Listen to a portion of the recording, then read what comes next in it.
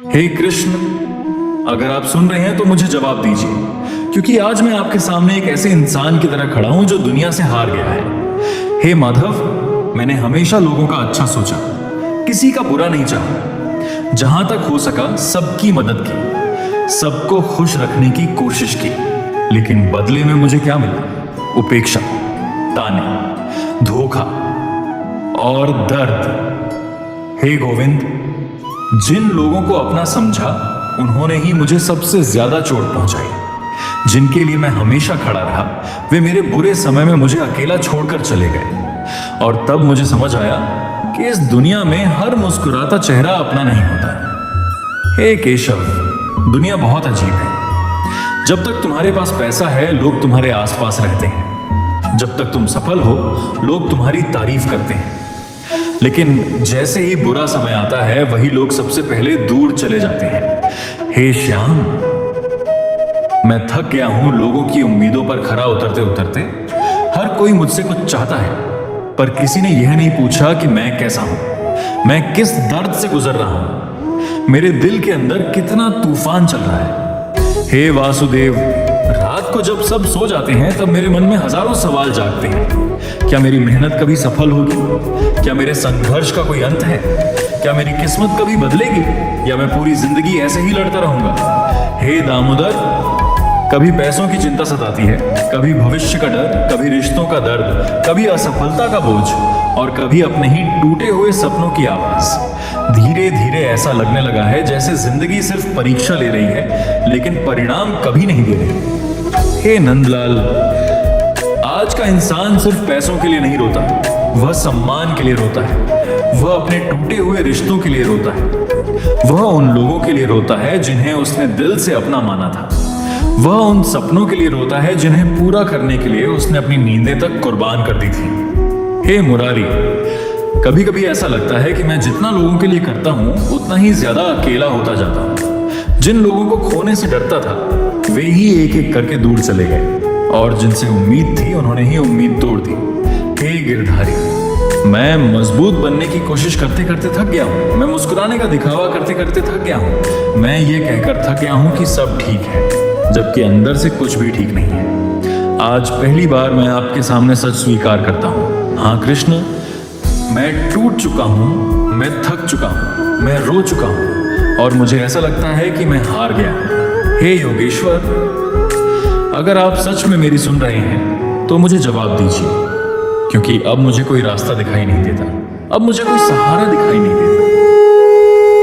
पार्थ, दुनिया ने तुम्हें ठुकराया है, लेकिन मैंने नहीं। दुनिया ने तुम्हारा साथ छोड़ा है, लेकिन मैं आज भी तुम्हारे साथ हूं। हे पार्थ, तुम कहते हो कि तुम हार गए हो, लेकिन मुझे बताओ, क्या कभी सूरज बादलों के पीछे छिप जाने से हार जाता है? क्या कभी नदी रास्ते में पत्थर आने से बहना छोड़ देती है? क्या कभी बीज मिट्टी के नीचे दब जाने से अपना अस्तित्व खो देता है? नहीं पार्थ, वे हारते नहीं हैं, वे संघर्ष करते हैं, और संघर्ष के बाद पहले से अधिक शक्तिशाली बनकर निकलते हैं। तुम भी वही कर रहे हो। तुम्हें लग रहा है कि तुम हार गए हो, लेकिन वास्तव में जीवन तुम्हें मजबूत बना रहा है। हे पार्थ, तुम्हारा दर्द व्यर्थ नहीं है, तुम्हारे आंसू व्यर्थ नहीं है, तुम्हारी असफलताएं व्यर्थ नहीं है। जीवन में जो कुछ भी होता है, वह तुम्हें कुछ सिखाने के लिए होता है। तुम सिर्फ परिणाम देख रहे हो, मैं तुम्हारे भीतर हो रहे परिवर्तन को देख रहा हूं। तुम कहते हो कि लोगों ने तुम्हें धोखा दिया, लेकिन पार्थ, जो लोग तुम्हें छोड़कर चले गए, वे तुम्हारे जीवन का सत्य नहीं थे। वे सिर्फ तुम्हारे जीवन का एक अध्याय थे, पूरी कहानी नहीं। क्यों उन लोगों के लिए रोते हो जिन्होंने तुम्हारी कीमत नहीं समझी? तुम्हारी कीमत किसी इंसान के व्यवहार से तय नहीं होती। तुम्हारी कीमत इस बात से तय होती है कि तुम कौन हो, और तुम मेरे अंश हो पार्थ। तुम्हारे भीतर वही शक्ति है जो बड़े बड़े संकटों को पराजित कर सकती है, लेकिन तुमने अपनी शक्ति को भूलकर अपने घावों को याद रखना शुरू कर दिया।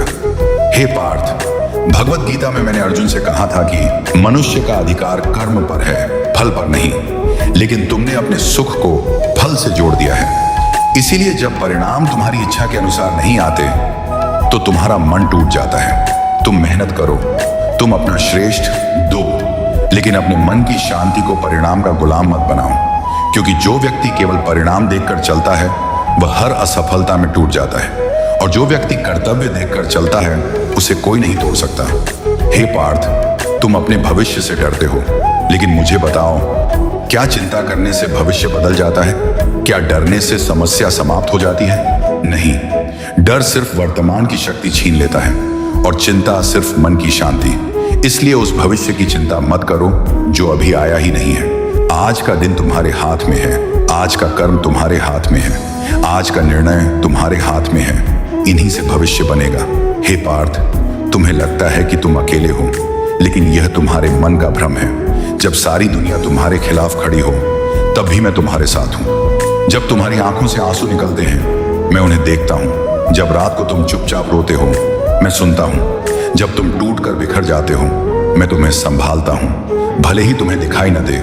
हे पार्थ, याद रखो, जीवन में सबसे अंधेरी रात के बाद ही सबसे सुंदर सुबह आती है। इसीलिए अपनी रात को देखकर निराश मत हो। सुबह रास्ते में है, तुम्हें बस चलते रहना है, रुकना नहीं है। तुम्हें लगता है कि तुम्हारे पास कुछ नहीं बचा, लेकिन अभी भी तुम्हारे पास बहुत कुछ है।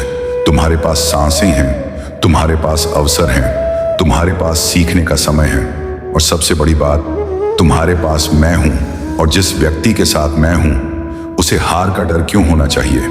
हे पार्थ, आज अपने आंसू पोंछो, अपने कंधे सीधे करो, अपने डर को छोड़ो और एक बार फिर उठ खड़े हो, क्योंकि तुम्हारी कहानी अभी समाप्त नहीं हुई है। तुम्हारा संघर्ष तुम्हारी हार का प्रमाण नहीं है। तुम्हारा संघर्ष इस बात का प्रमाण है कि तुम अभी भी युद्ध भूमि में खड़े हो, और जो योद्धा मैदान नहीं छोड़ता वह कभी सच में हारता नहीं। इसलिए उठो पार्थ, अपने जीवन का गांडीव फिर से उठाओ, अपने विश्वास को फिर से जगाओ, अपने मन को फिर से मजबूत बनाओ, और याद रखो, मैं साथ हूं ना पार्थ।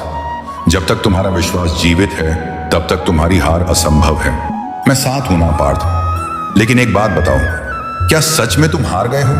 अगर तुम सच में हार गए होते तो आज भी मुझे पुकार नहीं रहे होते।